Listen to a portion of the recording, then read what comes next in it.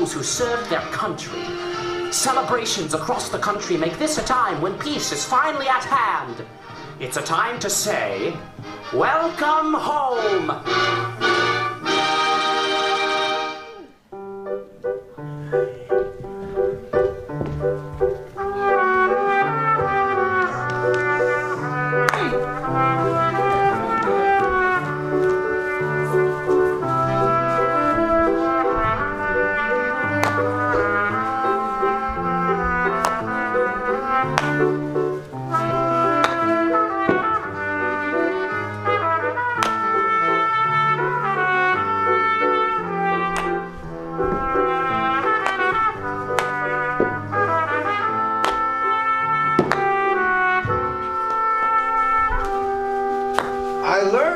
Letter that Don Pedro of Aragon comes this night to Messina. He is very near by this. How many gentlemen have you lost in this action? But few of any sort, and none of name. I find that Don Pedro hath bestowed much honor on a young Florentine called Claudio. Much deserved on his part.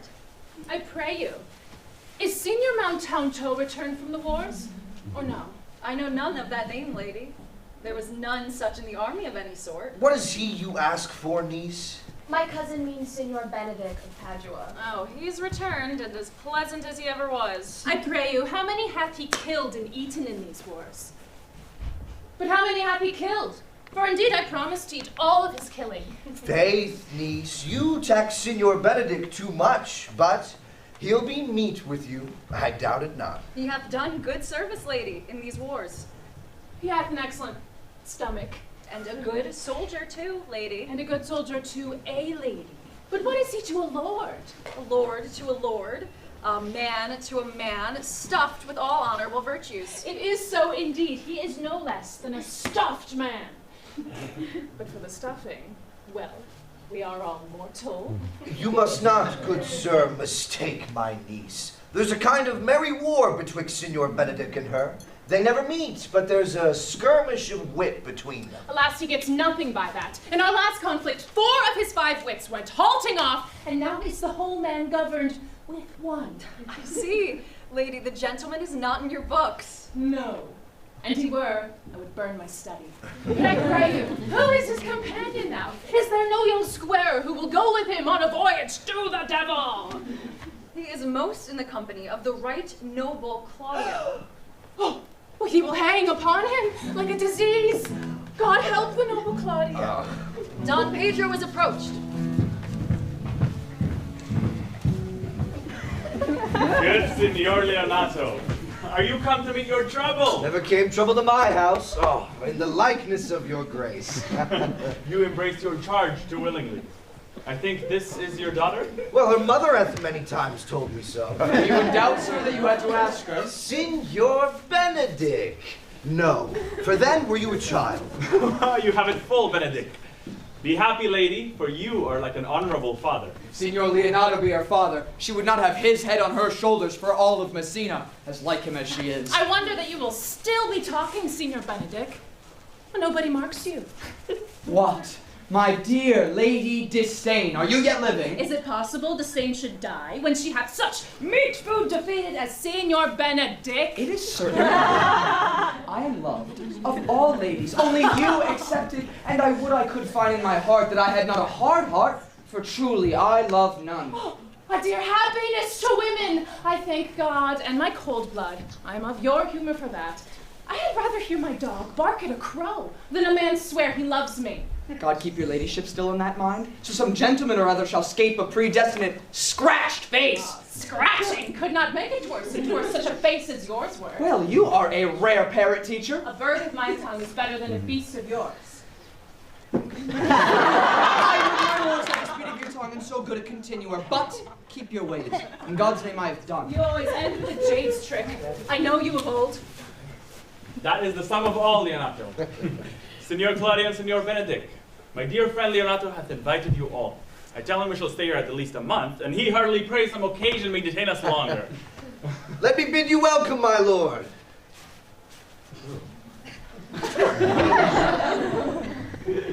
Being reconciled to the prince, your brother, I owe you all duties. I thank you.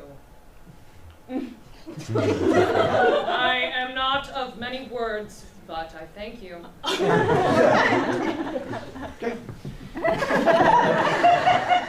Please, it's your grace to meet up. Your hand, Leonato, will go together.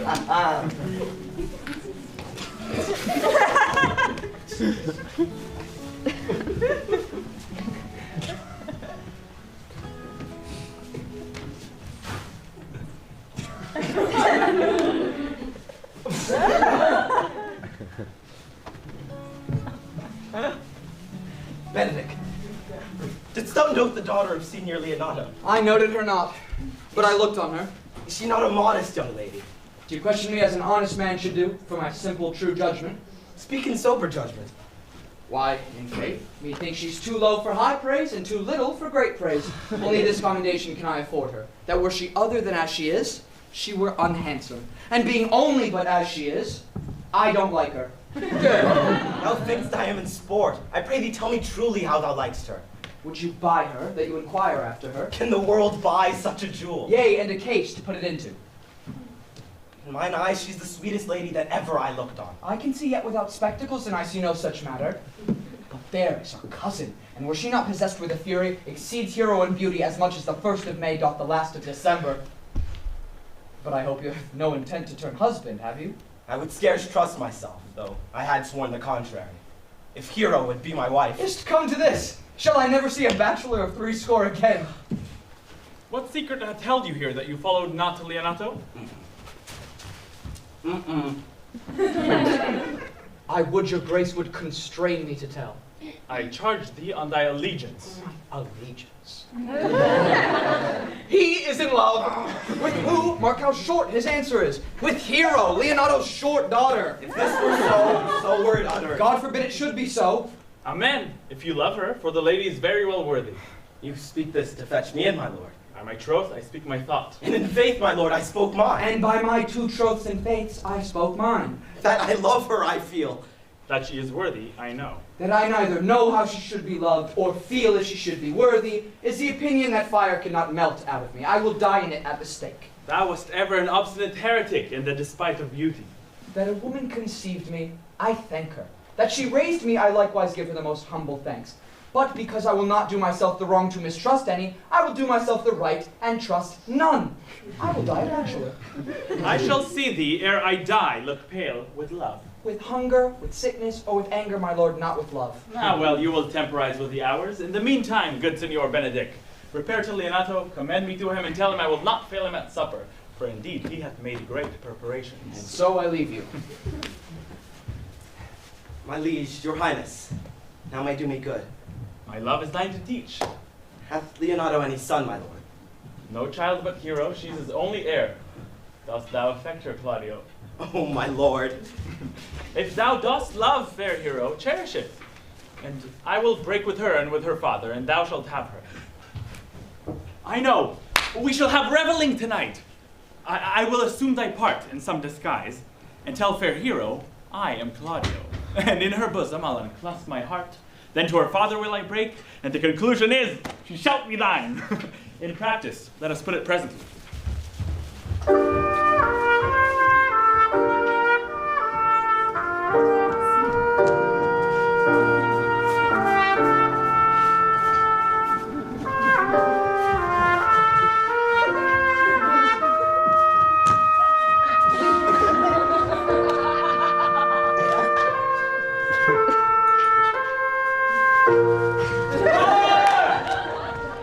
I can tell you strange news that you yet dreamt not of.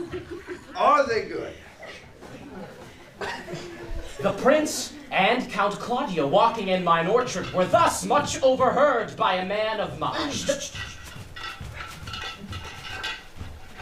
The prince discovered to Claudio that he loved my niece, your daughter.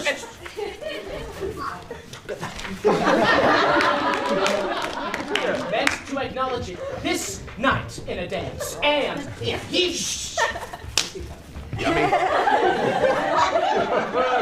if he found it recorded, he meant to take the present time by the top and instantly break with you of it. Had the fellow any wit that told you this. A good, sharp fellow. I will send for him and question him yourself. No. We will hold it as a dream until it appear itself. But I will acquaint my daughter with all, that she may be the better prepared for an answer.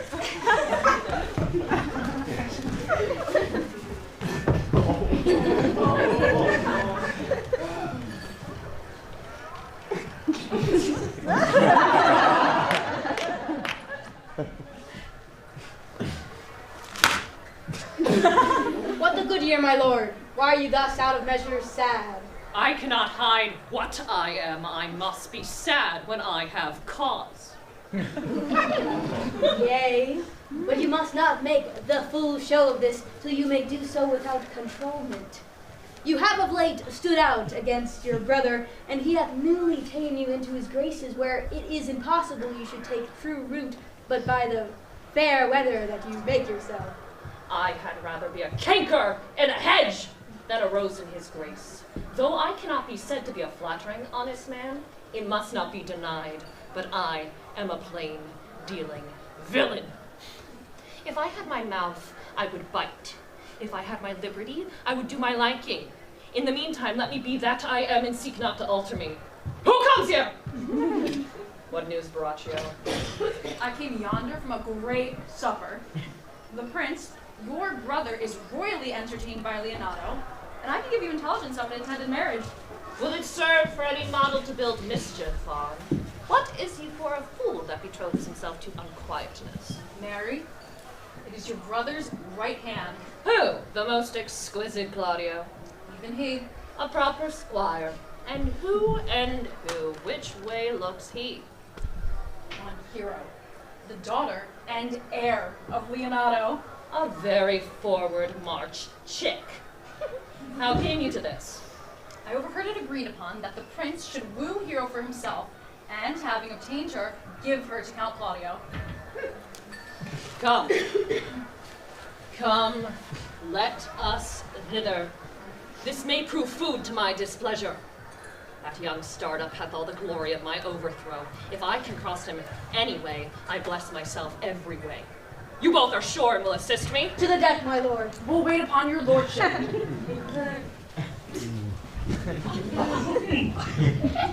Was not Don John here himself? I saw him not. Oh, how tartly that gentleman looks. I never can see him, but I'm heartburned an hour after. He is of a very melancholy disposition. Oh, he were an excellent man that were made just in the midway between him and Benedict.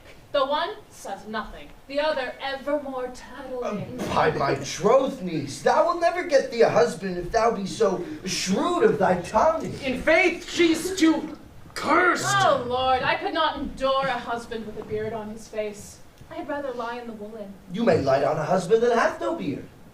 And what should I do with him? Dress him in my apparel and make him my waiting gentlewoman?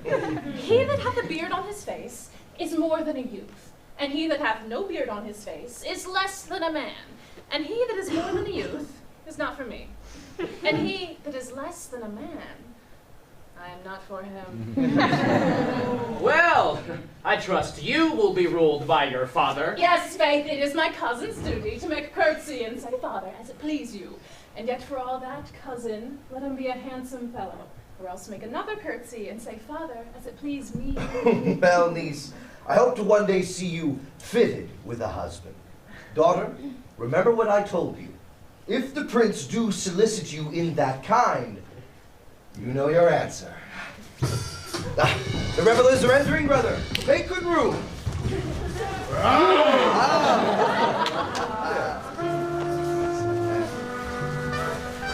Lady, will you walk about with your friend? So you walk softly, look sweetly, and say nothing. I am yours for the walk. And especially when I walk away. With me in your company.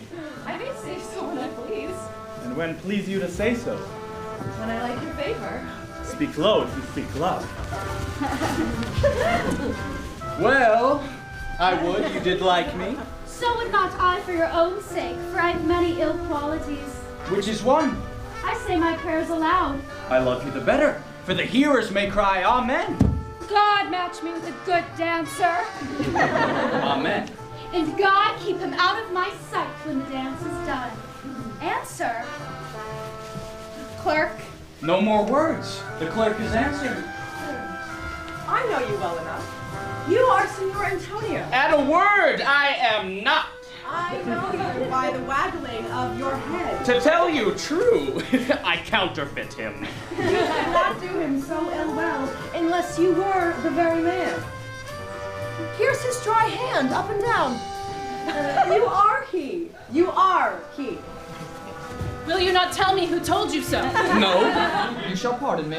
Nor will you tell me who you are? Not now. That I was disdainful, and that I had my wits out of the 100 merry tales. Why, this was Signor Benedict who said so. What's he? I'm sure you know him well enough. Not I, believe me. Did he never make you laugh? I pray you, what is he? Why, he's the prince's jester. A very dull fool. His only gift is in devising impossible slanders. None but libertines delight in him. And the commendation is not in his wit, but in his villainy. For he both pleases men and angers them, and then they laugh at him and beat him. I'm sure he is in the fleet. I would he had boarded me. When I know the gentleman, I'll tell him what you say. Do. He'll break a comparison or two, which, not marked or not laughed at, strikes him into a melancholy. We must follow the leaders. In every good thing. Oh, bring out the dancers! Come on!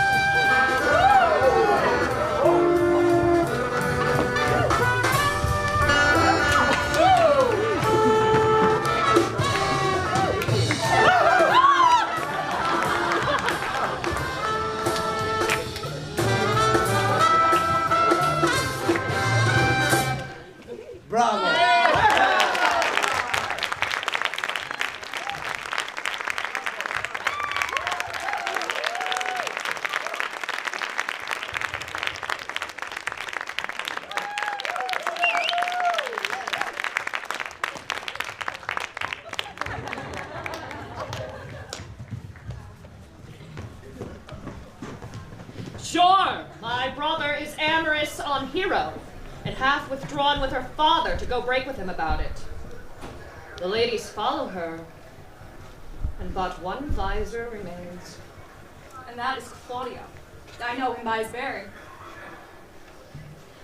Are not you Signor Benedict? You know me well. I am he. Signor, you are very near my brother in his love. He is enamored on Hero. I pray you dissuade him from her. She is no equal for his birth. You may do the part of an honest man in it. How know you he loves her? I heard him swear his affection. So did I, too. And he swore he would marry her tonight. Come, let us to the banquet.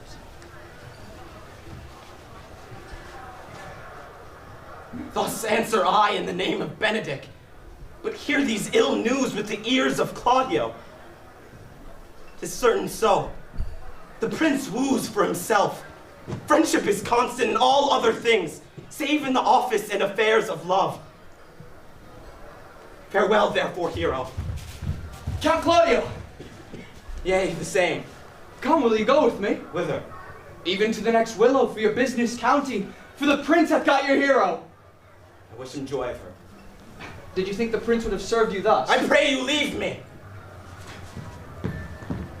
Alas, poor hurt foul. Now will he creep into sedges. But that my lady Beatrice should know me and not know me? The prince's fool? Ha! Well, I'll be revenged as I may. Now, senor, where's the count? Did you see him? I told him, and I think I told him true, that your grace had gotten the goodwill of this young lady. The lady Beatrice hath a quarrel to you? The gentleman that danced with her told us she is much wronged by you.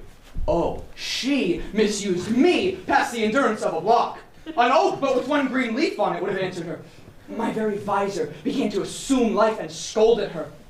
She told me, not thinking I had been myself, that I was the prince's jester, that I was duller than a great thaw, huddling jest upon jest with such impossible conveyance that I stood like a man at a mark with a whole army shooting at me. She speaks poniards, and every word stabs.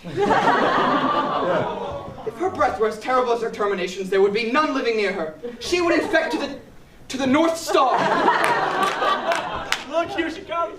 God, sir, do you have any employment for me? I'll go on the slightest errand rather than hold 3 words conference with that harpy. Anything? Nothing but to desire your good company. God, sir, here's a dish I love not. I cannot bear my lady tongue. Come, lady, come. You have lost the heart of Senor Benedict. You have put him down, lady. You have put him down. So I would not you should do me, my lord, lest I should prove the mother of fools. I have brought Count Claudio, who you sent me to seek. Well now, Count, wherefore are you sad? Not sad, my lord. How then, sick? Neither, my lord. The Count is neither sad, nor sick, nor merry, nor well, but civil, Count. Civil as an orange, and something of that jealous complexion. Here, Claudio, I have wooed in thy name, and fair hero is won. I have broke with her father, and his goodwill obtained. Name the day of marriage, and God give thee joy. Count, take of me my daughter, and with her my fortunes.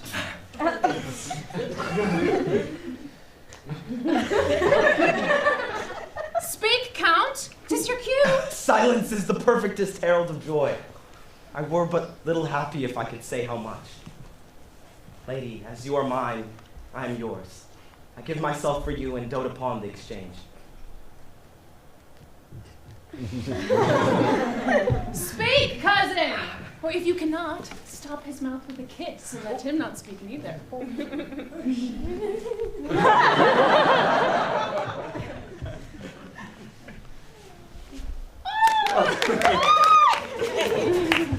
You have a merry heart, lady. Yea, my lord, I thank it. Poor fool, he keeps on the windy side of care. And so she doth, cousin. Oh, good lord!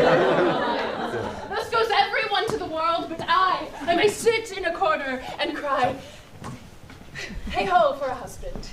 Lady Beatrice, I will get you one. I would rather have one of your father's getting. Hath your grace ne'er a brother like you? Will you have me, lady?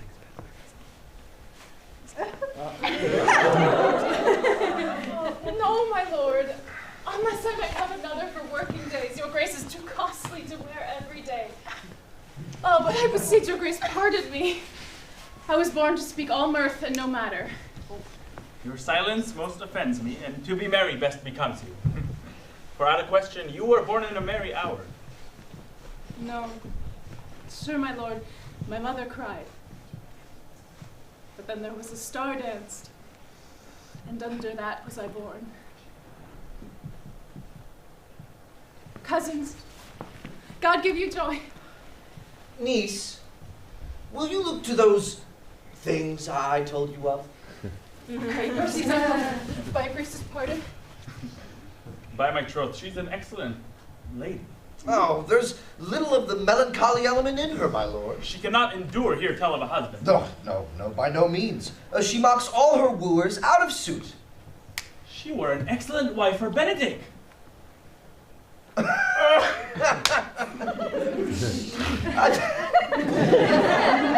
Oh, Lord, my Lord, if they were but a week married, well, they would talk themselves mad.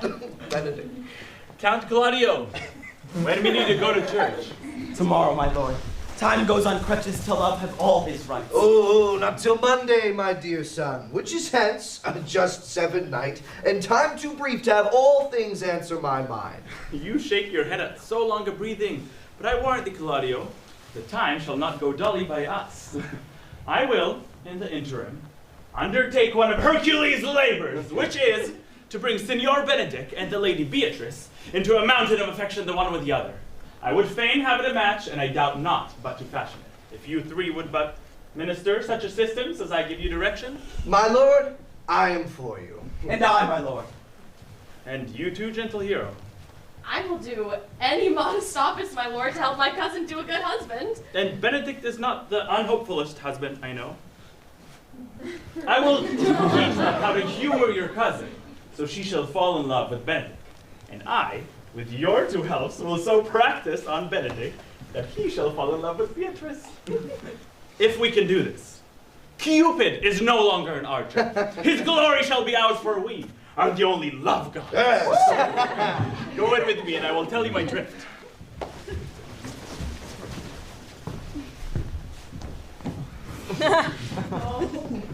It is so. The Count Claudio shall marry the daughter of Leonato. Yea, my lord, but I can cross it. Any bar, any cross, any impediment will be medicinable to me. I am sick in displeasure to him. How canst thou cross this marriage? Not honestly, my lord, but so covertly that no dishonesty shall appear in me. Show me briefly how. I think I have told your lordship a year since how much I am in the favor of Margaret, the waiting gentlewoman to Hero. I remember. I can, at any instant of the night, appoint her to look out at her lady's chamber window. What life is in that to be the death of this marriage? The poison of that lies in you to temper. Go you to the prince, your brother. Tell him he hath wronged his honor in marrying the renowned Claudio to a contaminated stale, such a one as Hero. What proof shall I make of that? Proof enough to misuse the prince, to undo Claudio, to vex Hero, and to kill Leonato. Look you for any other issue? Only to despite them I will endeavor anything. Go then. Find me a meet hour to draw the Count Claudio and Don Pedro alone. Tell them you know Hero loves me. They'll scarcely believe it without trial. Offer them instances to see me at her chamber window. Hear me call Margaret Hero, hear Margaret term me Claudio, and bring them to see this the very night before the intended wedding. For in the meantime, I will so fashion the matter that Hero shall be absent, and there shall appear such seeming truth in Hero's disloyalty, that jealousy should be called assurance, and all preparations overthrown. Be cunning in the working of this, and thy fee is 1,000 ducats. Be you constant in the accusation, and my cunning shall not shame me. I will presently go learn their day of marriage.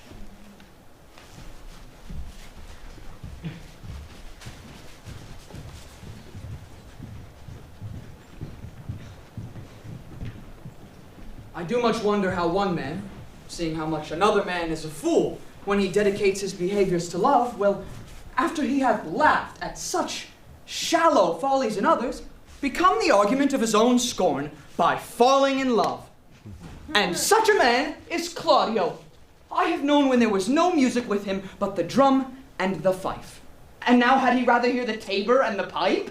I have known when he would have walked 10 mile afoot to see a good armor. And now he'll lie 10 nights awake, carving the fashion of a new doublet.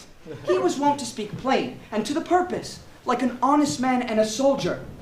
And now is he turned orthography? His words are a very fantastical banquet, just so many strange dishes.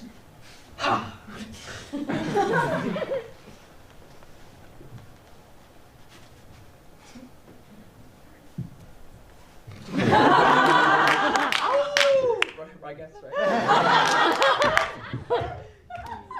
May I be so convenient eyes? I cannot tell. I think not.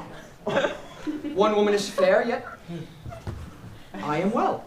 Another wise, yet I am well. Another virtuous, yet I am well. But till all graces be in one woman shall not come in my grace. Rich she shall be, that's certain. Wise, or I'll none. Virtuous, or I'll not cheapen her. Fair, or I'll not look on her. Mild, or come not near me. Noble, or not I for an angel. Of good discourse, an excellent musician. And her hair shall be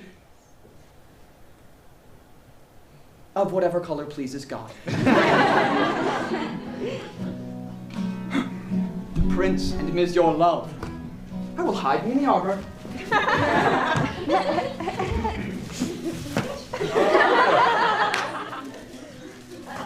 Come, shall we hear this music? Yea, my lord.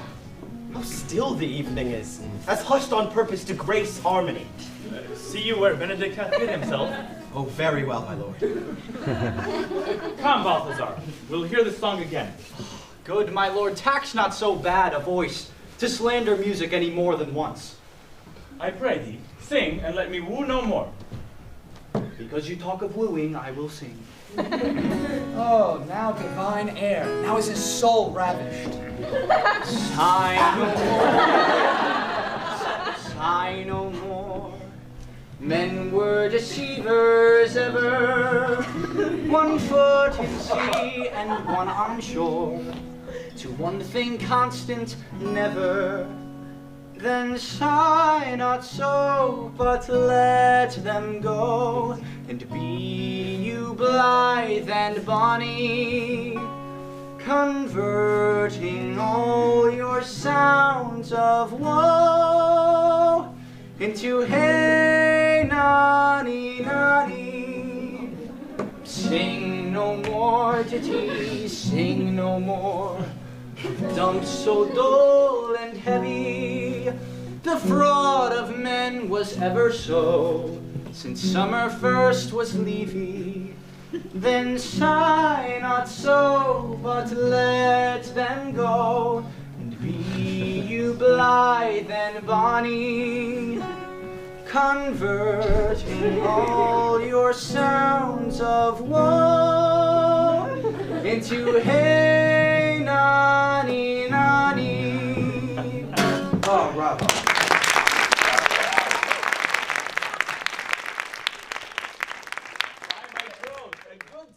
And an ill singer, my lord. No, Faith, thou singest well enough. And were he a hound and should have howled thus, they would have hanged him. Yea, Mary, dost thou hear, Balthazar? I pray you, get us some excellent music for tomorrow night. We will have it at the Lady Hero's chamber window. The best I can, my lord. Do so. Farewell. Come hither, Leonato. What was it you told me of today, that your niece Beatrice was in love with Signor Benedict? Oh, I! Stalk on, the foul sits.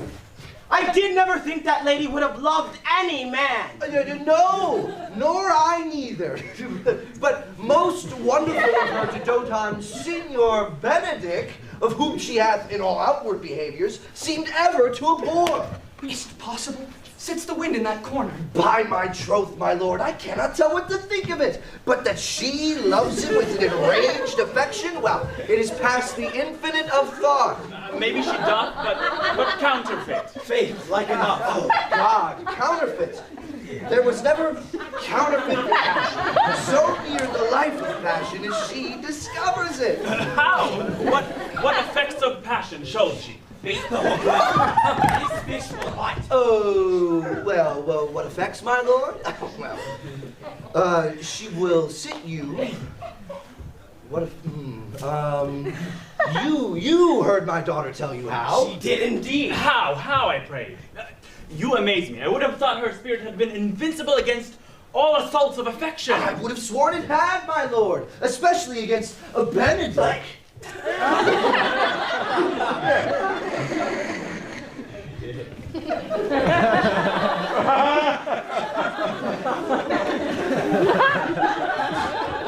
I should think this is a gull, but that the old man speaks it. Contain the infection. Hold it up. Hath she made her affection known to Benedict? No, and swears she never will. That's her torment. 'Tis true indeed. So your daughter says, shall I, says she, I have so often countered him with scorn, writes him that I love him. Then down upon her knees she falls, weeps, sobs, beats her heart, tears her hair, prays, curses. Oh, sweet Benedict, God, give me patience. She doth indeed. My daughter is sometimes afeard she will do a desperate outrage to herself. I mean, it is very true. It were good that Benedict knew of it by some other, and she will not discover it. To what end? He would but make a sport of it and torment the poor lady worse. Ah, I am sorry for her, as I have just cause, being her uncle and her guardian. She is an excellent sweet lady, and out of all suspicion, she is virtuous. And she is exceeding wise. In everything but in loving Benedict.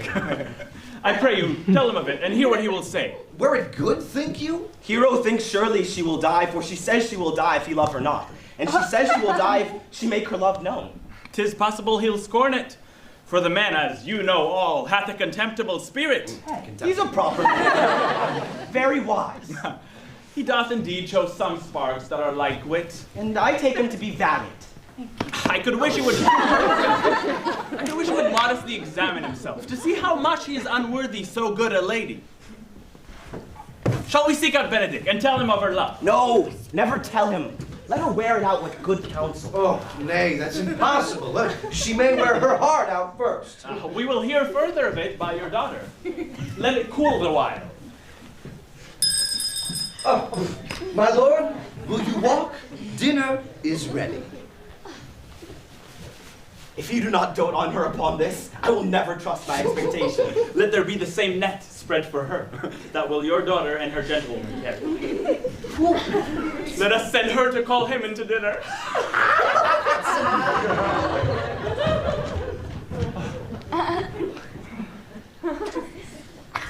This can be no trick. The conference was sadly born. They have the proof of it from Hero.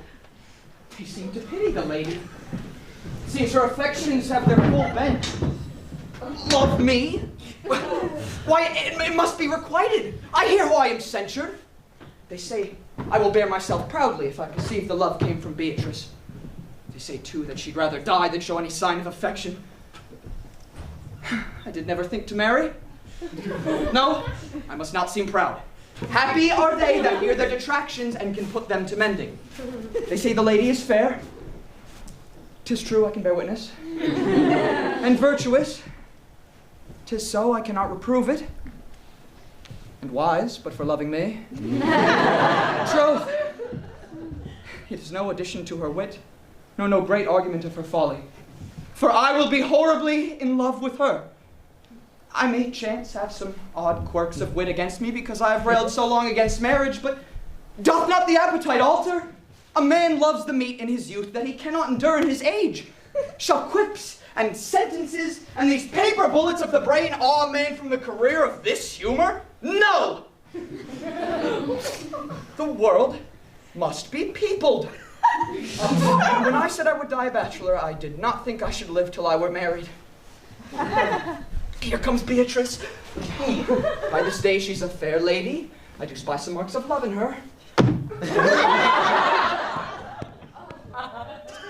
Against my will, I am sent to bid you come into dinner.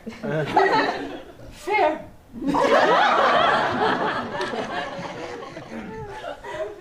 Fair Beatrice. Thank you for your pains. I took no more pains for those thanks than you take pains to thank me. If it had been painful, I would not have come. You take pleasure, then, in the message? Yea, just so much as you may take upon a knife's point. You have no stomach, senor. Fare you well. Against my will, I'm sent to bid you come to dinner. There's a double meaning in that. I took no more pains for those thanks than you took pains to thank me. That's as much to say any pains I take is as easy as thanks. If I do not take pity of her, I'm a villain. I will go get her picture.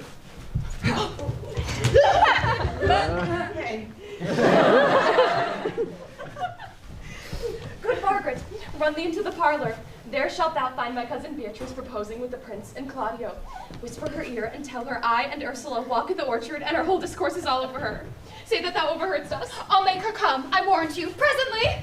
Now, Ursula, when Beatrice doth come, as we do trace this alley up and down, our talk must only be of Benedick. When I do name him, let it be thy part to praise him more than ever man did merit. For look, where Beatrice like a lapwing runs close by the ground to your conference. Fear you not my part of the dialogue. No, truly, Ursula. She is too disdainful. I know her spirits are as coy and wild as haggards of the rock. But are you sure that Benedick loves Beatrice so entirely? So says the prince and my new-trothed lord. And did they bid you tell her of it, madam? They did entreat me to acquaint her of it, but I persuaded them, if they love Benedick, to wish him wrestle with his affections and never to let Beatrice know of it. Why did you so? Doth not the gentleman deserve as full, as fortunate a bed as ever Beatrice did couch upon?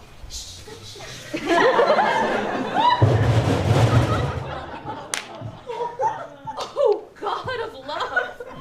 I know he doth deserve as much as may be yielded to a man, but nature never framed a woman's heart of prouder stuff than that of Beatrice. Disdain and scorn burn startling in her eyes, misprizing what they look like, and to her matter else seems weak. She cannot love, so take no shape. So, object of affection, she is so self-inferior. Sure. Methinks. And therefore, certainly, we're not good shape. Lest she'll make sport at it. Why, you speak truth. I never yet saw a man how wise, how noble, how young, how rarely featured, but you would spell him backward. If fair face, she would swear the gentleman should be her sister, so she turns every man the wrong side out. Sure, sure. Such carping is not commendable. No, not to be so odd and from all fashions as Beatrice's cannot be commendable. But who dare tell her so? If I should speak, she would mock me into the air. She would laugh me out of myself, race me to death with wit.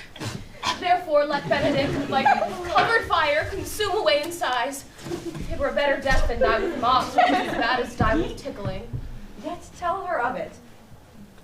Hear what she will say. No, rather I will go to Benedick and fight against his affections. Oh, do not do your cousin such a wrong. She cannot be so much without true judgment, having so swift and excellent a wit as she is prized to have, as to refuse so rare a gentleman as Signor Benedick.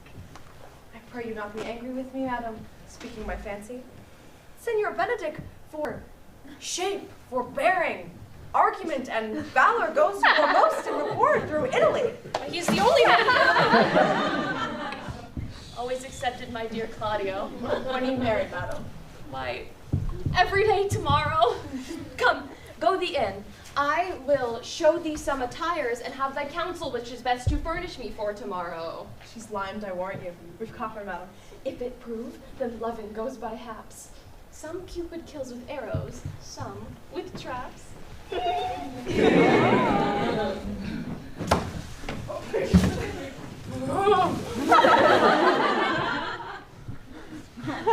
What fire is in mine ears? Can this be true? Oh, said I condemned for pride and scorn so much. Oh. Contempt. Farewell. And maiden pride, adieu. No glory lives behind the back of such. Benedick? Well, love on! I will requite thee, taming my wild heart to thy loving hand. If thou dost love, my kindness shall incite thee to bind our loves up in a holy band. For others say thou dost deserve, and I believe it better than reportingly. I do but stay till your marriage be consummate. Then go I toward Aragon. I'll bring you thither, my lord, if you'll vouchsafe me. Nay, that would be as great a soil in the new gloss of your marriage as to show a child his new coat and forbid him to wear it. I will only be bold with Benedict for his company.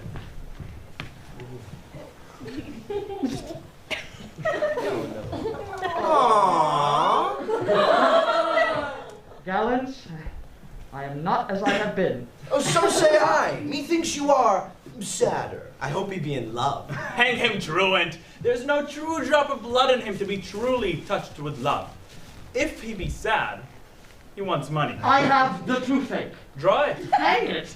You must hang it first and draw it afterwards. What? Sigh for the toothache. Well, everyone can master a grief, but he that has it. Yet say I. He is in love. Now, there's no appearance of fancy in him. If he be not in love with some woman, there's no believing old signs. Hath any man seen him at the barber's? No, but the barber man hath been seen with him, and the old ornament of his cheek hath already stuffed tennis balls. Indeed! Oh, he looks younger than he did by the loss of a beard. Nay, he rubs himself with civet. Can you smell him out by that? That's as much to say, the sweet youth's in love. The greatest note of it is his melancholy. And when was he wont to wash his face? Conclude. He is in love. Nay, but I know who loves him. That would I know too, I warrant one that knows him not. Yet this is no charm for the toothache. Old Senor, walk aside with me. I've studied 8 or 9 wise words to speak to you that these hobby horses cannot hear.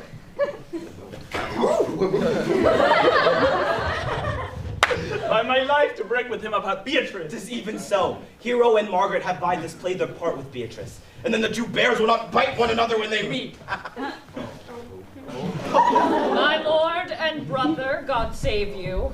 Good e'en, brother. If your leisure served, I would speak with you. In private? If it please you. Yet Count Claudio may hear for what I would speak of concerns him. What's the matter?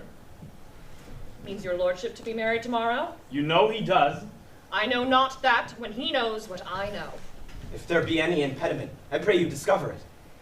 You may think I love you not. Let that appear hereafter and aim better at me by that I now will manifest. For my brother, I think he holds you well and in dearness of heart hath hoped to effect your ensuing marriage.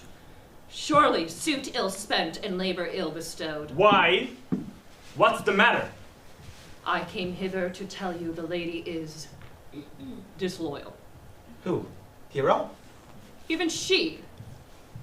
Leonato's hero. Your hero.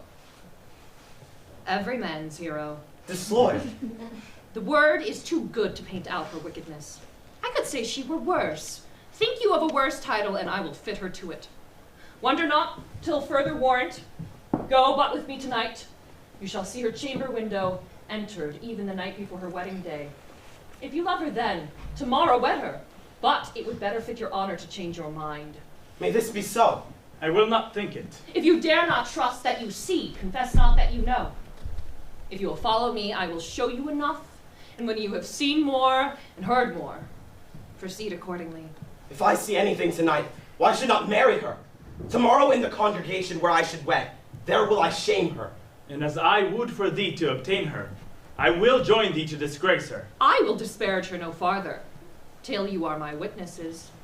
Bear it coldly but till midnight, and let the issue show itself. O day untowardly turned. O mischief strangely thwarting. Oh, plague right well prevented. So will you say when you've seen the sequel.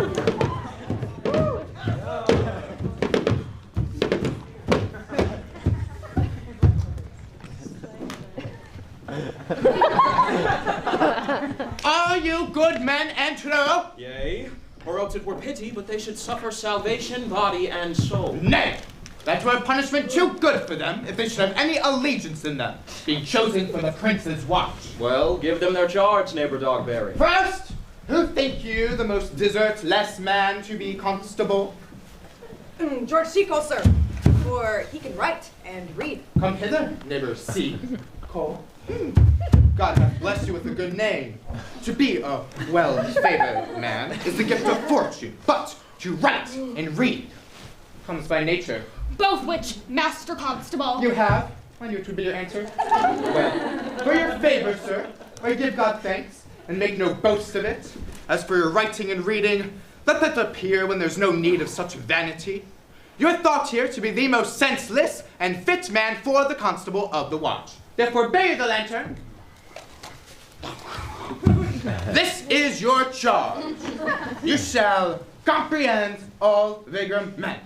You are to bid any man stand in the prince's name. How if they will not stand? Why? Then take no note of him, but let him go, and presently call the rest of the watch together, and thank God you are rid of a knave. If he will not stand when he is bidden, he is none of the prince's subjects. True, and they are to meddle with none but the prince's subjects. You shall also make no noise in the streets. The watch to babble and to talk is most tolerable and not to be endured. We would rather sleep than talk. We know what belongs to a watch. Why, you speak like a most ancient and quiet watchman. I cannot see how sleeping should have been. Only every care that your bills be not stolen. Well, you, sir, shall also apprehend all thieves. If you meet the thief in the night, you may stay here. How if he will not? Why, then, value your badge and pretend as though it matters to you. However, if it doesn't, then adieu. You shall also apprehend all that are drunk. If they meet you in the night, you will let them alone till they are sober. How if they will not? Why, then, as I said, let them alone till they are sober. If they make you not, then the better answer. You may say they are not the men you took them for. Well, sir! You, constable, are to present the prince's own person. If you meet the prince in the night, you may stay here. Nay, by Our Lady, that I think he cannot. 5 shillings to 1 on it. With any man that knows the statutes, he may stay him. Marry, not without the prince be willing, for indeed the watch ought to offend no man, and it is an offense to stay a man against his will. By Our Lady, I think it be so. Well, masters, good night! And there be any matter of way chances, call up me. Keep your fellows' counsels and your own, and good night! Come, neighbor.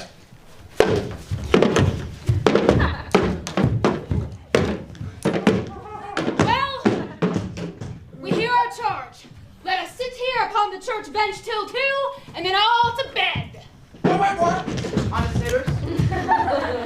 I pray you watch about Signor Leonato's store, for the wedding, being tomorrow, there's a great coil tonight. Adieu!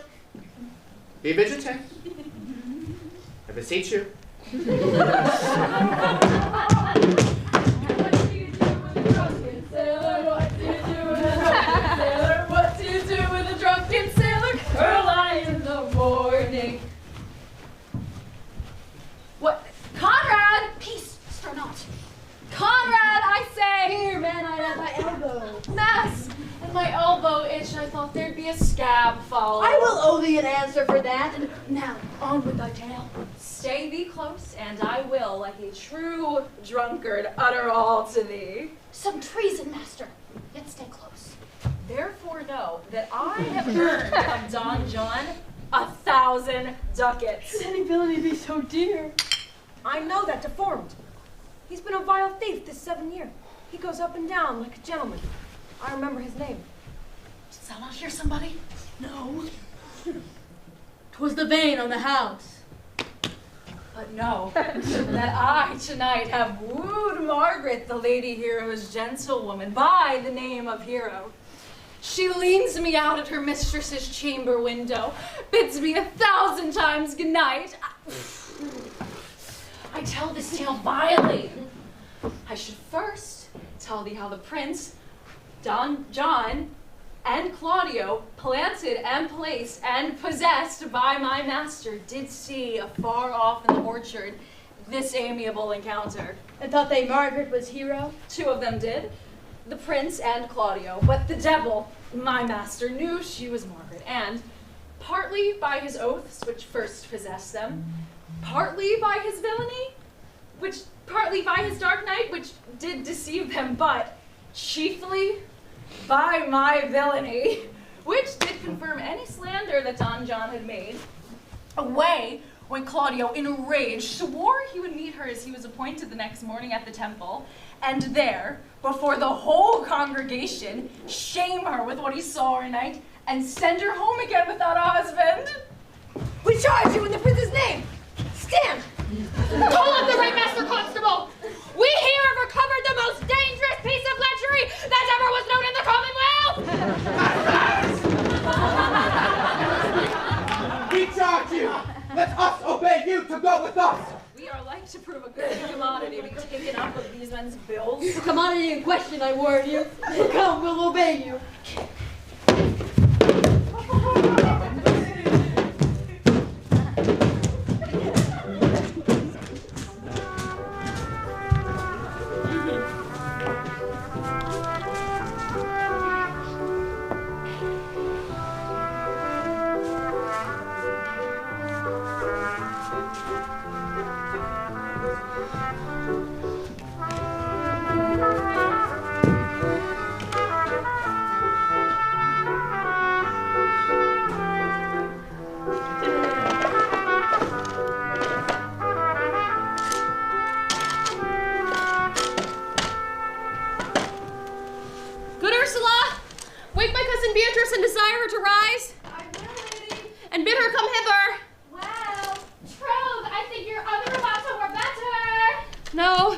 Good Meg, I'll wear this.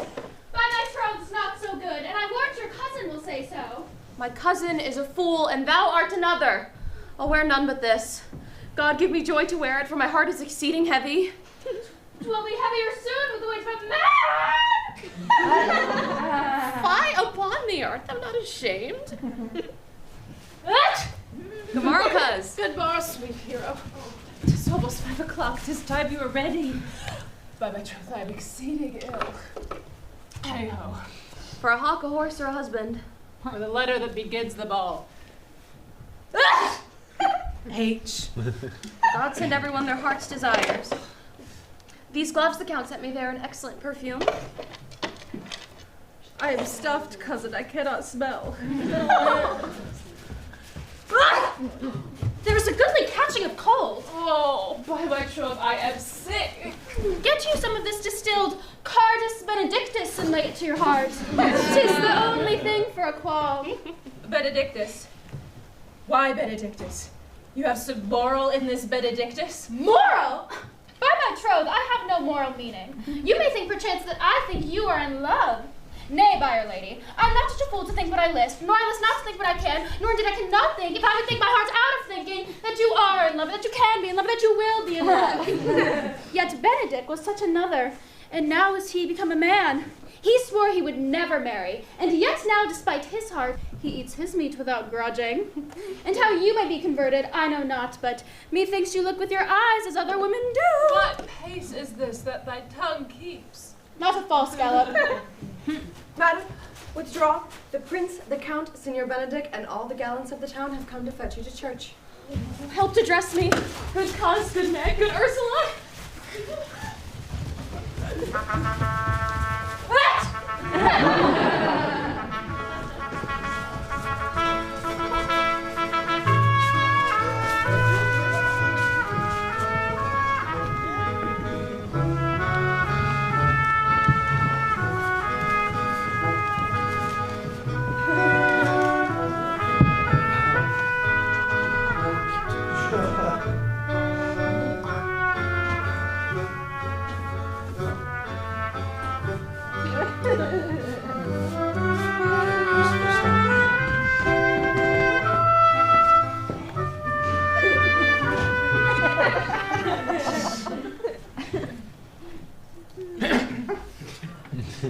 What would you with me, honest neighbor? Marry, sir, I would have some confidence with you that discerns you nearly. Brief, I pray you, for you see, it is busy time with me. Marry, this it is, sir. Yes, in truth it is, sir. What is it, my good friends? Goodman Burgess, sir, speaks a little off the matter. An old man, sir, and his wits are not so blunt as, God help, I would desire they were. But, in faith, as honest as the skin between his brows. Yes, I thank God I am as honest as any man that is living, that is an old man, and no honester than I. Comparisons are odorous, palabrous. Neighbor Burgess. Neighbors, you are tedious. It pleases your worship to say so, but we are the poor duke's officers. But truly, for mine own part, if I were as tedious as a king, I could find it in my heart to bestow it all to your worship. Oh, all that tediousness on me, huh? Yea, and 'twere 1,000 pounds more than 'tis. For here as good exclamation on your worship as of any man in the city, and though I be but a poor man, I am glad to hear it. And so am I. I would fain know what you have to say. Never, sir. Our watch tonight, accepting your worship's presence, have had a couple of as errant knaves as any in Messina. A good old man, sir. He will be talking. As they say, when the age is in, the wit is out. Oh, God help us, it's a world to see. Well said in faith, neighbor Burgess. Well, God's a good man, and 2 men ride of a horse, one must ride behind. I must leave you. 1 word, sir. I will watch, sir. Have indeed comprehended 2 auspicious persons, and we would have them this morning examined before your worship. Take their examination yourself and bring it to me. I am now in great haste, as it may appear unto you. It shall be in suffragance! Take some wine ere you go. Oh, fare you well. Go, good partner, go. Get you the sexton. Bid him bring his pen and inkhorn to the jail. We are now to examination these men. And we must do it wisely. We will spare no wit for it, I warrant you. Ears that shall drive some of them to a none-come. When we get the learned writer to set down our excommunication and meet me at the jail.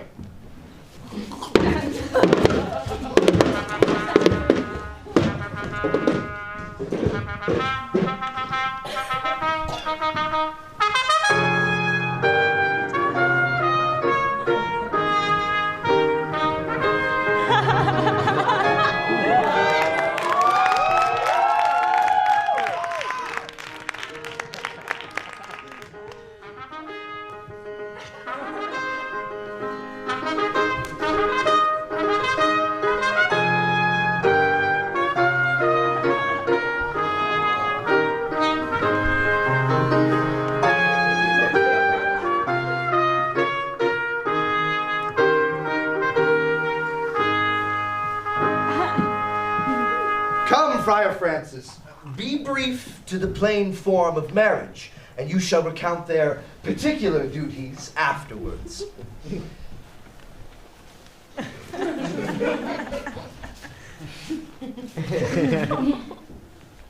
You come hither, my lord, to marry this lady?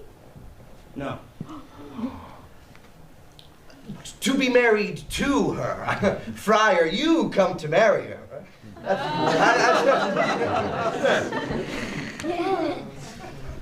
Lady, you come hither to be married to this man? I do. If either of you have any inward impediment, but you should not be conjoined, I charge you on your souls to utter it. Know you any hero? None, my lord. Know you any count? I dare make his answer. None. Oh, what men dare do, what men may do, what men daily do, not knowing what they do. How now? Interjections? Why then some be of laughing as ha ha ha! Stand thee by, friar. Father, by your leave, will you with free and unconstrained soul give me this maid, your daughter? As freely, son, as God did give her me. And what have I to give you back, whose worth may counterpoise this rich and precious gift? Nothing, unless you render her again. Sweet prince, you learn me noble thankfulness.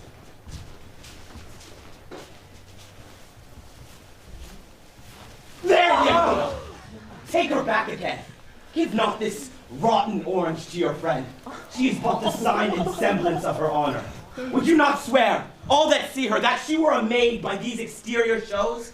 But she is none. She knows the heat of luxurious bed. Her blush is guiltiness, not modesty. What do you mean, my lord? Not to be married. not to knit my soul to an approved wanton. Dear my lord, if you, in your own proof, have vanquished the resistance of her youth and made defeat of her... I know what you would say. If I have known her, you would say she did embrace me as a husband, and so extenuate the forehand sin. No, Leonato, I never tempted her with word too large, but as a brother to his sister, showed bashful sincerity and comely love. And seemed I ever otherwise to you? Out on thee, seeming! I will write against it. You seem to me as Dian in her orb, as chaste as is the bud ere it be blown. But you are more intemperate in your blood than Venus, or those pampered animals that rage in savage sensuality. Is my lord well that he doth speak so wise? Sweet prince, why speak not you? What should I speak? I stand dishonored that have gone about to link my dear friend to a common stale. Are these things spoken, or do I but dream? Sir, they are spoken, and these things are true. This looks not like a nuptial. True, oh God! Leonato, stand I here. Is this the prince? Is this the prince's brother?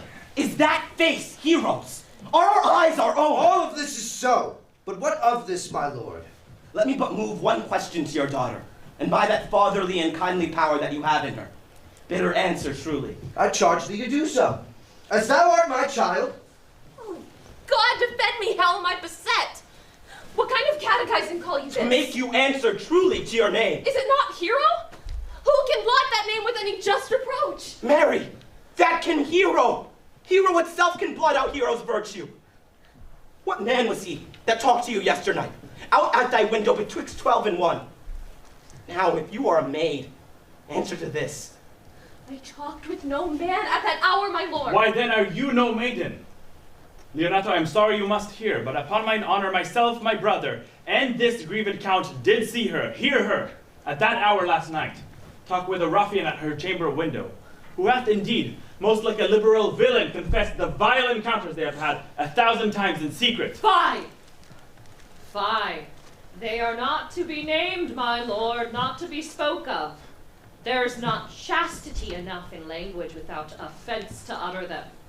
Thus, pretty lady, I am sorry for thy much misgovernment. O Hero, what a hero hast thou been, if half thy outward graces had been placed about thy thoughts and counsels of thy heart. But fare thee well, most foul, most fair, farewell. Hath no man's dagger here a point for me? Oh no, Hero, wherefore sing you down? Come, let us go. These things come thus to light. Smother her spirits up. How doth the lady? We're dead, I think. Help, uncle! Hero, oh Hero. Uncle Senior Benedict, friar! Oh, fate, take not thy heavy hand. Death is the fairest cover for her shame that may be wished for. Oh no, Hero. Have comfort, lady. Dost thou look up? Yea, wherefore should she not? Wherefore? Why doth not every earthly thing here cry shame upon her? Could she not here deny the story that is printed in her blood? Do not live, Hero, do not ope thine eyes, for did I think thou wouldst not quickly die, thought I thy spirits were stronger than thy shames, myself would, on the rearward of reproaches, strike at thy life. She is fallen into a pit of ink, that the wide sea hath drops too few to make her clean again, and salt too little which may season give to her foul, tainted flesh. Sir, have patience. For my part, I'm so attired in wonder, I know not what to say. Oh, on my soul, my cousin is belied! Lady, were you her bedfellow last night? No, truly not, although until last night I have this 12-month been her bedfellow. Confirmed! Confirmed! Hence from her! Let her die! Hear me a little. For I have only silent been so long and given way unto this course of fortune by noting of this lady. I have marked 1,000 blushing apparitions to start in her face, and 1,000 innocent shames. And in her eye hath appeared a fire to burn these errors that these princes hold against her maiden truth. Call me a fool if this sweet lady lie not guiltless under some biding error. Friar, it cannot be. Thou seest that all the grace she hath left is that she will not add to her damnation a sin of perjury. She not denies it. Lady, what man is he you are accused of? they know that do accuse me. I know none. Oh, my father, prove you that any man with me conversed hours unmeet, or that I yesternight maintained the change of words with any creature. Refuse me, hate me, torture me to death. There is some strange misprision in the princes. 2 of them have the very bent of honor. And if their wisdoms be misled in it, the practice lives with John the Bastard, whose spirit toils in the frame of villainies. I know not. If they speak but truth of her, these hands shall tear her. If they wrong her honor, the proudest of them shall well hear of it. Pause a while, and let my counsel sway you in this case. Your daughter here, the princes left for dead. Let her a while be secretly kept in. Publish it that she is dead indeed. Maintain a mourning ostentation. What shall become of this? What will this do? Mary, this well carried, shall on her behalf change slander to remorse. That is some good. She, dying, as it must be maintained upon the instant that she was accused, shall be lamented, pitied, and excused of every hearer. Then shall it fare well with Claudio, when he shall hear that she died upon his words. Then shall he mourn and wish he had not so accused her. And if it sort not well, you may conceal her, as best befits her wounded reputation, and some reclusive and religious life, out of all eyes, minds, tongues, and injuries. Sir, let the friar advise you. Being that I flow in grief, the smallest twine may lead me. 'Tis well consented. Presently away. Come, lady. Die to live.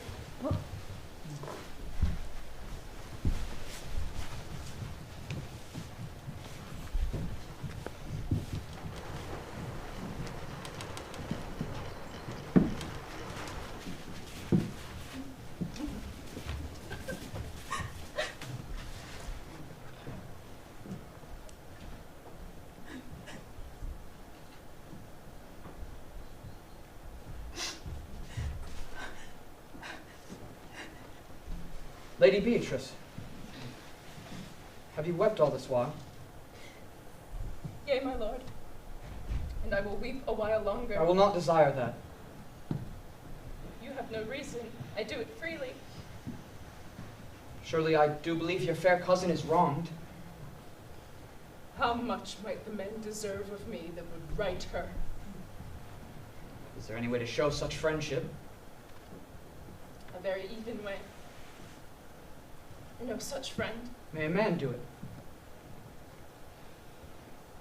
It is a man's office, but not yours. I do love nothing so well in the world as much as you. Is that not strange? As strange as the thing I know not. It were possible for me to say I love nothing so well as you. But believe me not, and yet had I not. I confess nothing, nor I deny nothing. I am sorry for my cousin. Beatrice, I protest I love thee. I thank God forgive me. What offense, sweet Beatrice? You have saved me in a happy hour. I was about to protest I loved you. And do it, with all thy heart. I love you. So much of my heart, there is none left to protest. Come, bid me do anything for thee. Kill Claudio.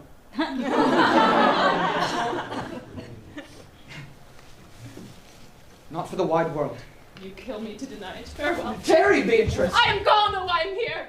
There is no love in you. Nay, I pray you let me go. Beatrice! In faith, I will go. We'll be friends first. You dare easier be friends with me and fight with mine enemy. Is Claudio thine enemy? Is he not approved in the height of villain? Who had slandered, scorned, dishonored my kinswoman? Oh, that I were a man. What?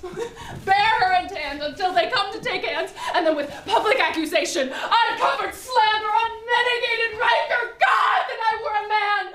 I would eat his heart in the marketplace. Hear me, Beatrice.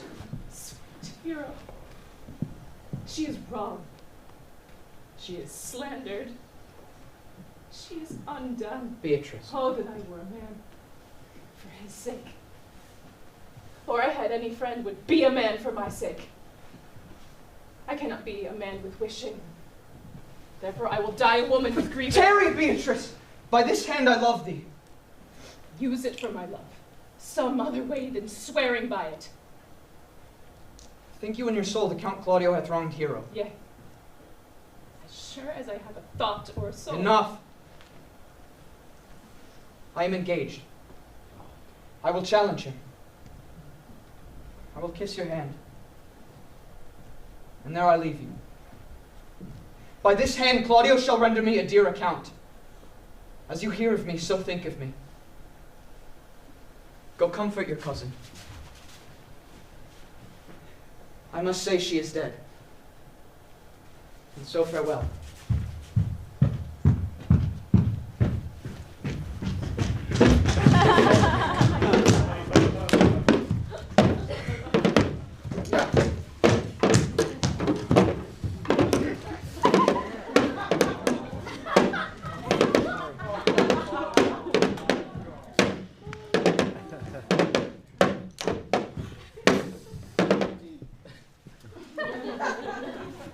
Is our whole dissembly appeared?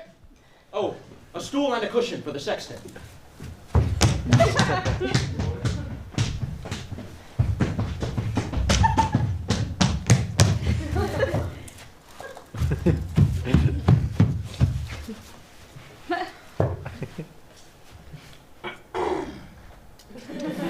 Which be the malefactors? Mary, that am I and my partner. Nay, that's certain.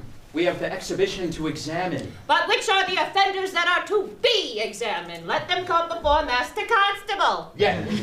Mary, let them come before me. What is your name, friend?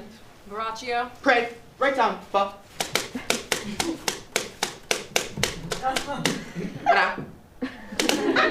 Gio. Yours, Sierra. I am a gentleman, sir. And my name is Conrad. Write down, Master.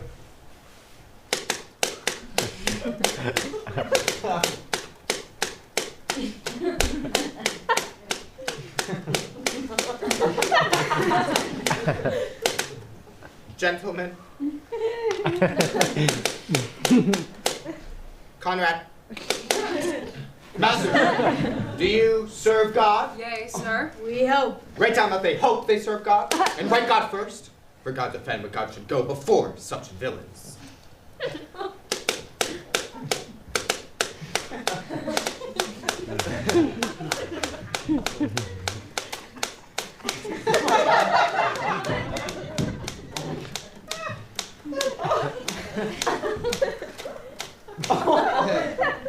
Masters, it is proved already that you are little better than false knaves, and it will go near to be thought so shortly. How you answer for yourself? Mary, we say we are none. Oh, a marvelous witty fellow, I assure you. But I will go about with him. Come hither, Zero. A word in your ear. Sir, I say to you, it is thought you are false knaves. Sir, I say to you, we are none. Oh, well, stand aside. For God, they are both in the tale. Have you writ down that they are none? Master Constable, you go not the way to examine. You must call forth the watch, which are their accusers. Yea. Mary, that's the eftest way. Let the watch come forth. Masters, I charge you in the prince's name, accuse these men. This man said, sir, that Don John, the prince's brother, was a villain. Write down Prince John a villain. But this is not perjury to call a prince's brother villain. Master Constable, Pray me, fellow, peace. I do not like thy look, I promise thee. What heard you him say else? Mary, that he had received 1,000 ducats of Don John to accuse the Lady Hero wrongfully. Flat burglary as ever was committed. Yea, by mass, that it is. What else, fellow? And that Claudio did mean upon his word to disgrace the Lady Hero in front of the whole assembly and not marry her. Oh, villain. Thou wilt be condemned into everlasting redemption for this. Where else? This is all.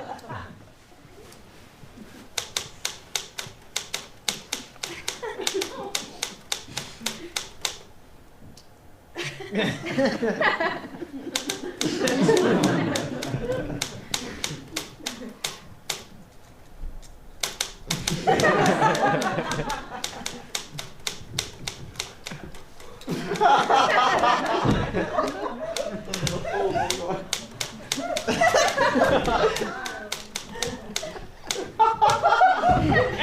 this is more masters than you can deny.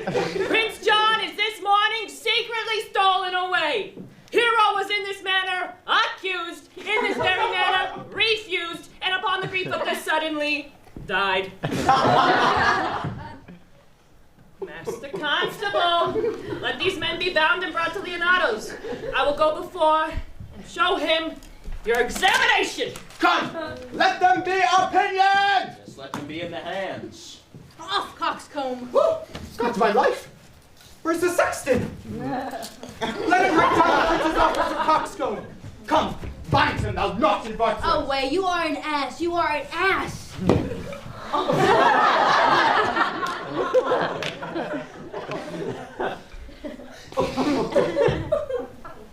Dost thou not suspect my place? Dost thou not suspect my years? Oh, that he were here to write me down an ass. But masters, remember that I am an ass, though it be not written down. Forget not that I am an ass. Thou villain, thou'rt full of piety, and shall be proved upon thee by good witness. I am a wise fellow, and, which is more, an officer, and, which is more, a household, and, which is more, as pretty a piece of flesh as any in Messina, and one that knows the law. Go to, go to, and a man that hath had losses, and one that hath 2 gowns, and everything handsome about him. Bring him away!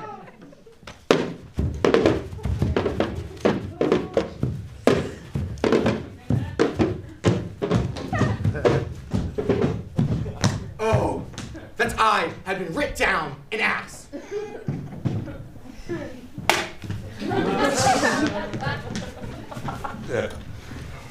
If you go on thus, you will kill yourself.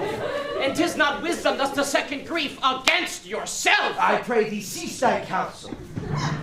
Bring me a father that so loved his child, whose joy of her is overwhelmed like mine, and bid him speak of patience. But there is no such man. For, brother, men can counsel and speak comfort to that grief which they themselves not feel. Therefore give me no counsel. My griefs cry louder than advertisement. Therein do men from children nothing differ. I pray thee peace. I will be flesh and blood. For there was never yet philosopher that could endure the toothache patiently. Yet bend not all the harm upon yourself. Make those that do offend you suffer too.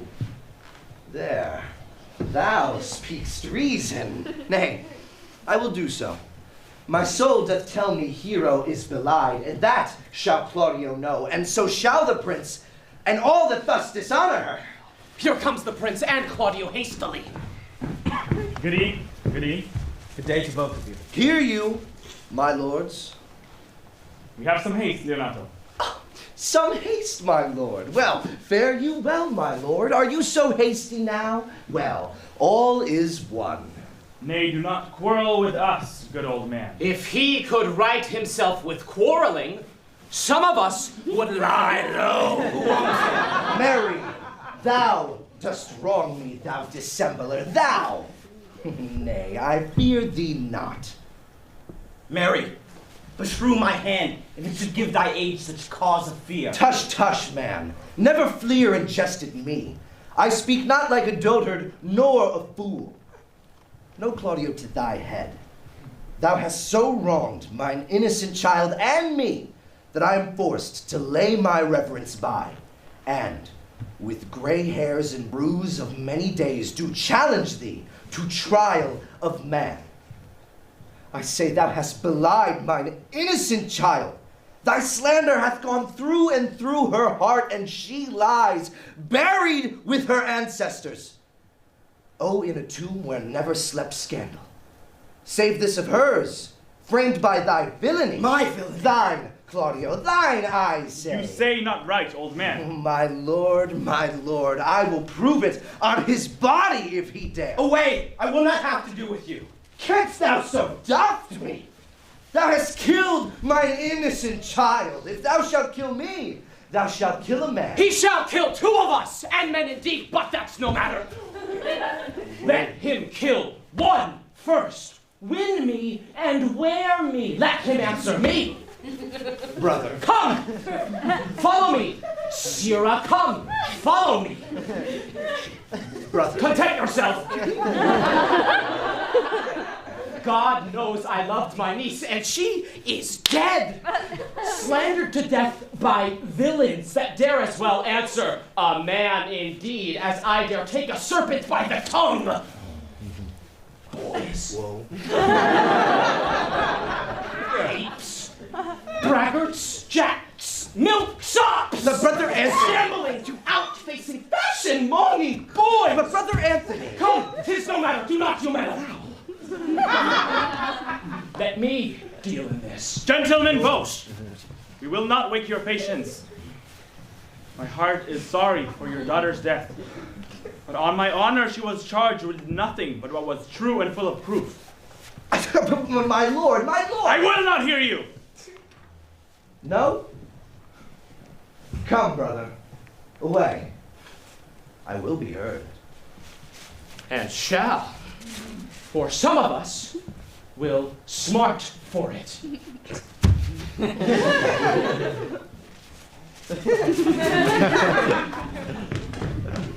See, here comes the man we went to seek.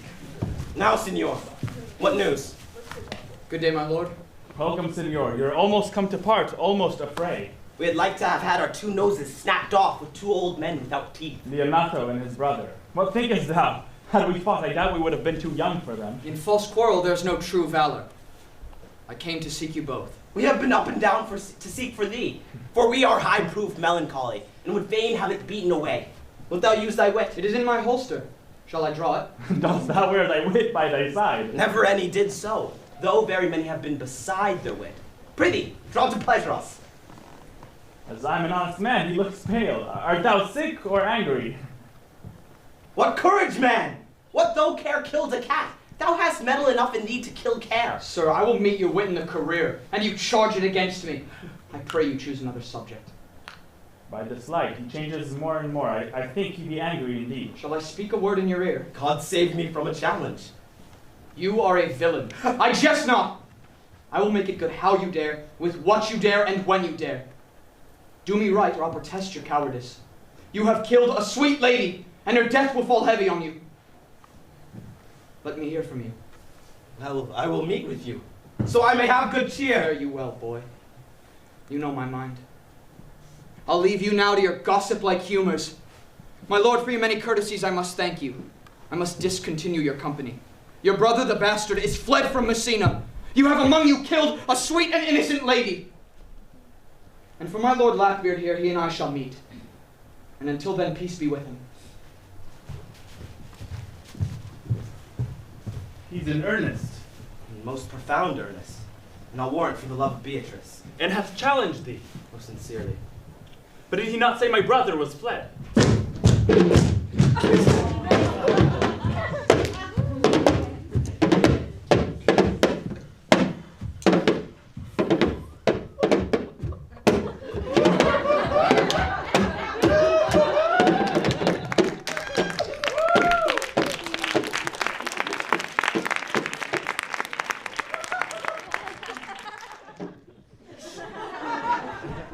Come you, sir. If justice cannot tame you, she shall ne'er weigh more reasons in her balance. Nay, and you be a cursing hypocrite once, you must be looked to. How now, 2 of my brother's men bound. Borachio one. Hearken after their offense, my lord. Officers, what offense have these men done? Marry, sir, they have committed false reports. Moreover, they have spoken untruths. Secondarily, they are slanderers. Sixth and lastly, they have belied a lady.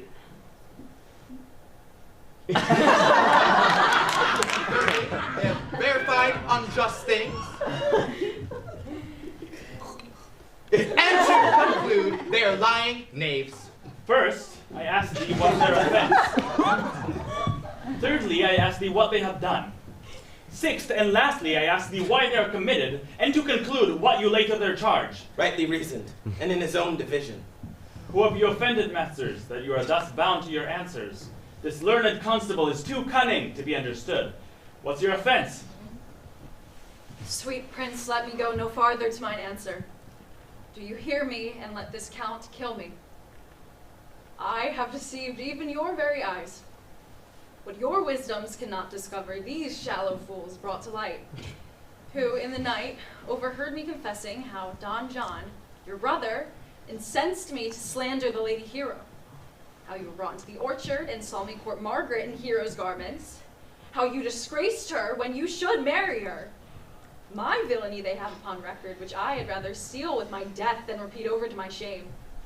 The lady is dead upon mine and my master's false accusations.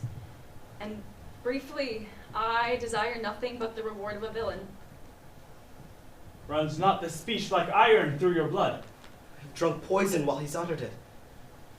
Or did my brother set thee on this? Yea, and paid me richly for the practice of it. He is framed and composed of villainy, and fled he is upon this treachery. O hero, now thy image doth appear in the rare semblance that I loved at first. Come, bring away the plaintiffs. By this time our sexton hath reformed here the matter of the matter. Oh, and masters, do not forget to specify when time and place shall serve that I am an ass.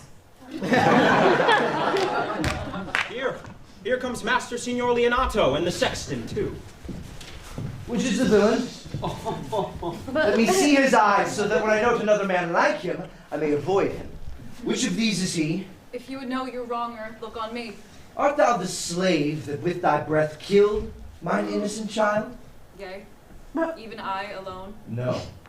No, not so, villain. Thou beliest thyself.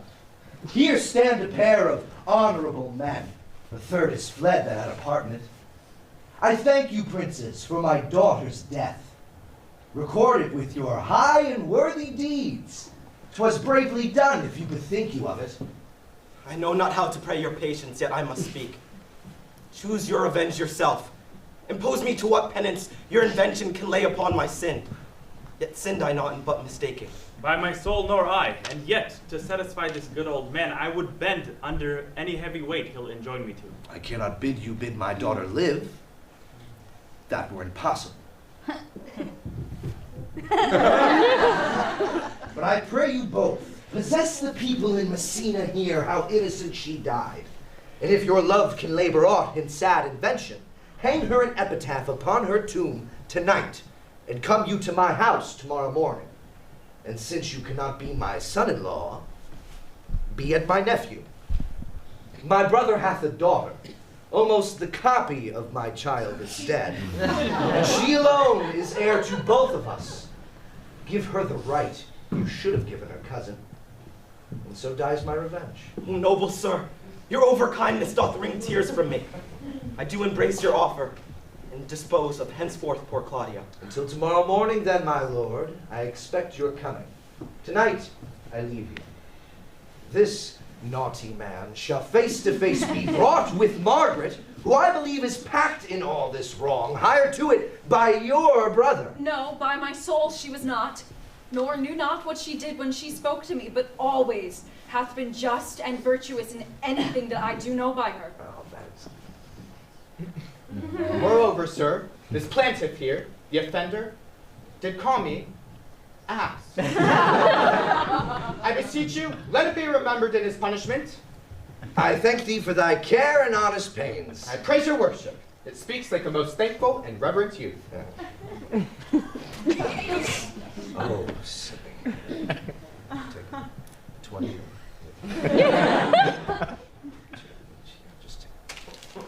I thank thee for thy care and honest pains. God save the foundation. Go! I discharge thee of thy prisoner, and I thank thee. I leave in Aaron's knave with your worship, which I beseech your worship to correct yourself for the example of others. God keep your worship. I wish your worship well. God restore you to health. Until I tomorrow. humbly give you leave to depart. If the merry meeting may be wished, God prohibits it. Come, neighbor. Until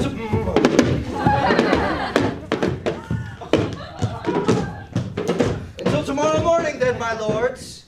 Farewell. And we will not fail. Tonight I'll mourn with Hero. Bring you these fellows on. We'll talk with Margaret, how her acquaintance grew with this lewd fellow. The God of love, who sits above, and knows me, and knows me. Oh, how pitiful I deserve.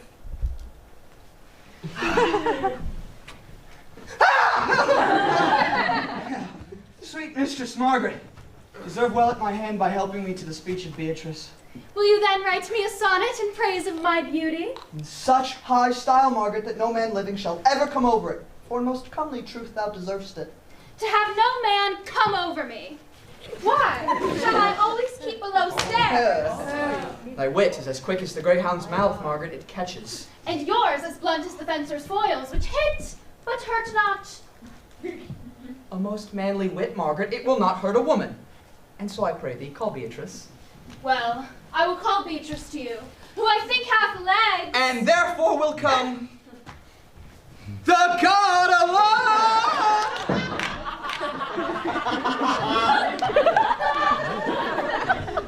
I mean in singing, but in loving.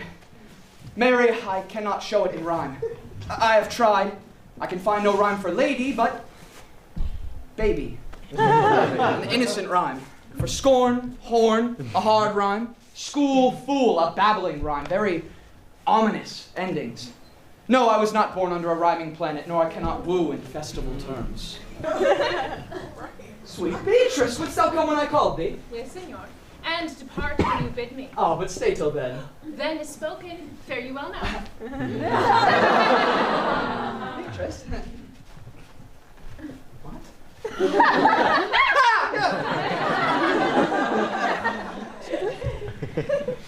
And yet there I go. Let me go with that I came, which is with knowing what hath passed between you and Claudio.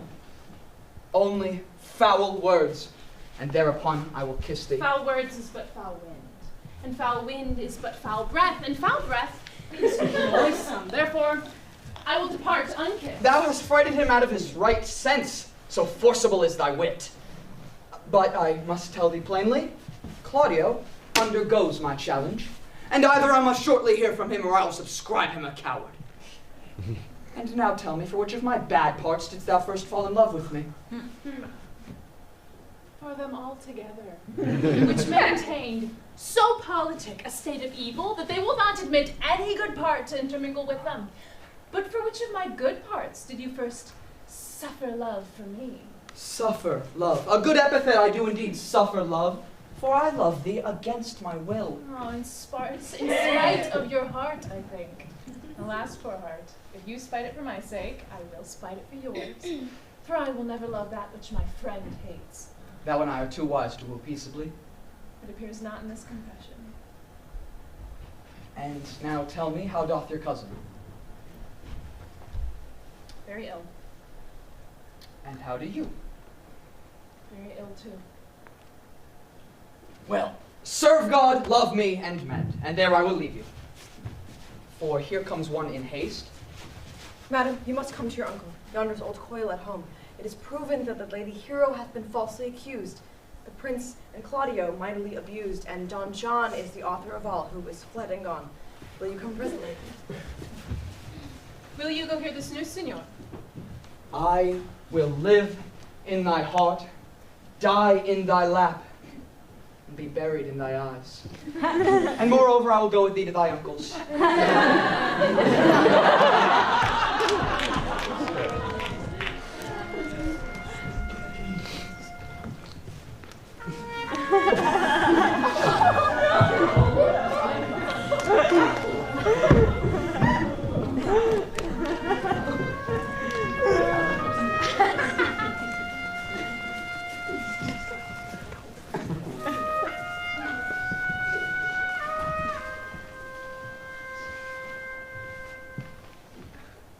done to death by slanderous tongues, is the hero that here lies. But Death and guerdon of her wrongs gives her fame, which never dies. So the life that died with shame lives in death with glorious fame.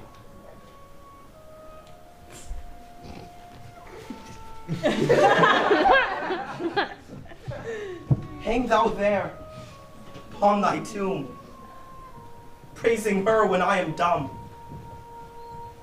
Now, unto thy bones good night. Yearly will I do this right.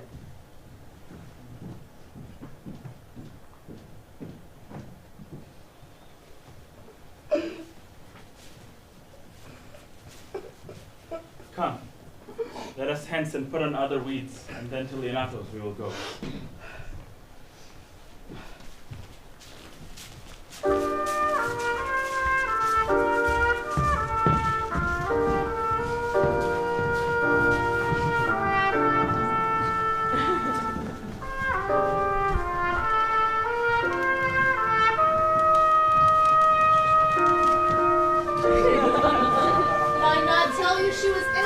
So are the prince and Claudio that did accuse her upon the error that you heard debated. But Margaret was at some fault for this, although against her will, as it appears, in the true course of all the question.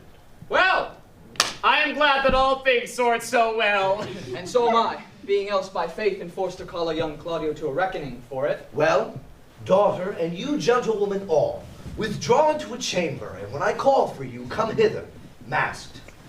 The prince and Claudio expected by this hour to visit me. You know your office, brother. You must be father to your brother's daughter and give her to young Claudio. Which I will do with confirmed countenance. Friar, I must entreat your pains, I think. To do what, senor? To bind me, or undo me, one of the two.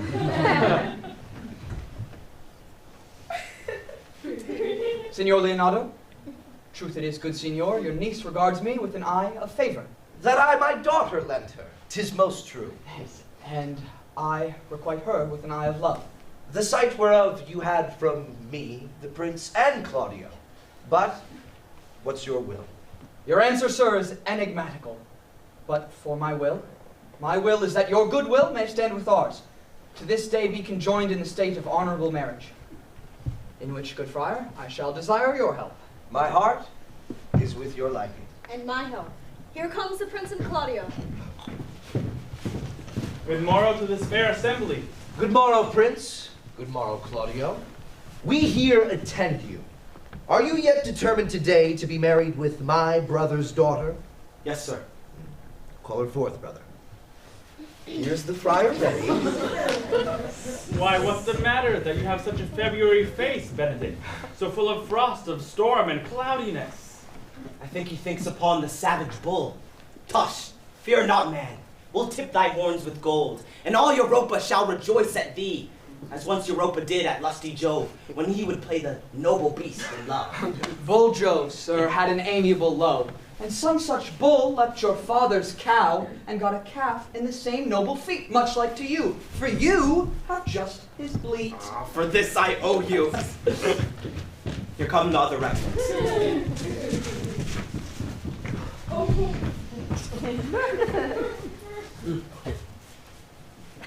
Which is the lady I must seize upon?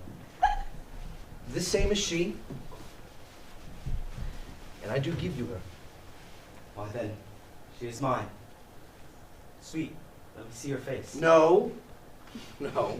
That you shall not, till you take her hand before this friar and swear to marry her.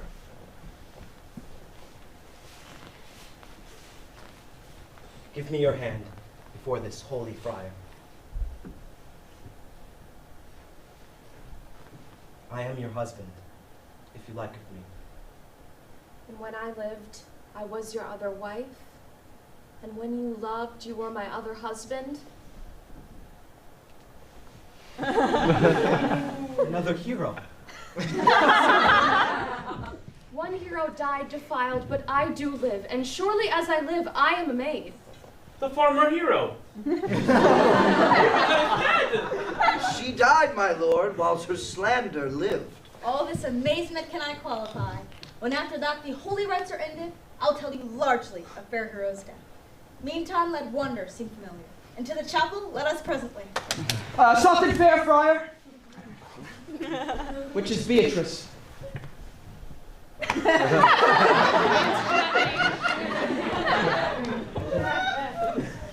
What is your will? Do not you love me? Why no? No more than reason. Why then your uncle and the prince and Claudio have been deceived. They swore you did. You do not love me. Troth, no more than reason. Why then, my cousin Margaret and Ursula are much deceived, for they did swear ye did. They swore you were almost sick for me. They swore you were well nigh dead for me. Well, 'tis no such matter. So you do not love me? No, truly, but in friendly recompense. Come, cousin, I'm sure you love the gentleman. And I'll be sworn that he loves her, for he is a paper, written in his hand, a halting sonnet, fashioned to Beatrice.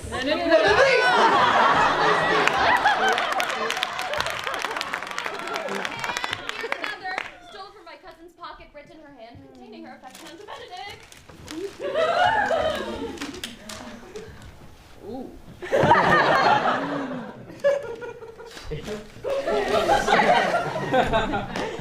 A miracle. Here's our own hands against our hearts.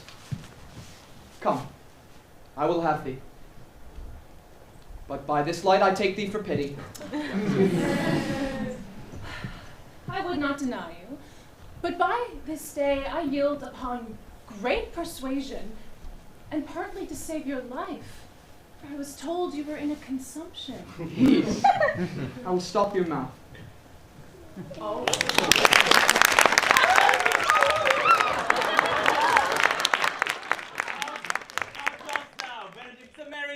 I'll tell thee what, Prince. A whole college of wit-crackers could not flout me out of my good humor. Let's have a dance, ere we are married, so that we may lighten our hearts.